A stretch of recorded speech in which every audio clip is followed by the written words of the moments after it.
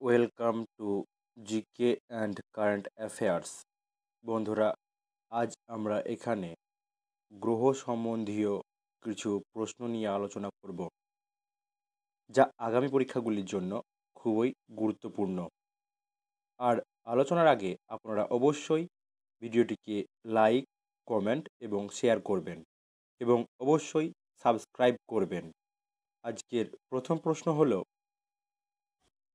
নম্বর 1, নীল গ্রহ কাকে বলা হয়? উত্তর হবে পৃথিবীকে। 2 নম্বর প্রশ্ন, লাল গ্রহ কাকে বলা হয়? উত্তর হবে মঙ্গলকে লাল গ্রহ বলা হয়। নম্বর 3, মঙ্গলকে লাল রঙের দেখায় কেন? উত্তর হবে মাটিতে প্রচুর ফেরাস অক্সাইড আছে বলে মঙ্গলকে লাল রঙের দেখায়। 4 নম্বর, কোন গ্রহের রং ধূসর? তার উত্তর হবে বুধ গ্রহ। নম্বর 5, সবথেকে উষ্ণতম গ্রহ কোনটি? উত্তর হবে শুক্র গ্রহ।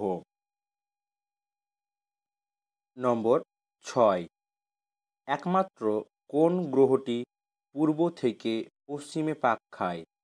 উত্তর হবে শুক্র গ্রহ। নম্বর 7, সবথেকে বড় গ্রহ কোনটি? উত্তর হবে বৃহস্পতি। নম্বর 8, কোন গ্রহের বলয় আছে? উত্তর হবে শনি গ্রহের বলয় আছে। নম্বর 9, শনি গ্রহের কটি বলয় আছে? উত্তর হবে 7টি। নম্বর 10, সৌরজগতে সবুজ গ্রহ কোনটি? উত্তর হবে ইউরেনাস।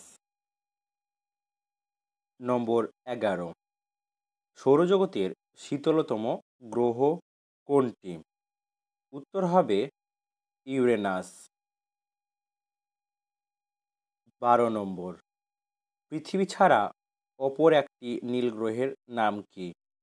উত্তর হবে নেপচুন গ্রহ।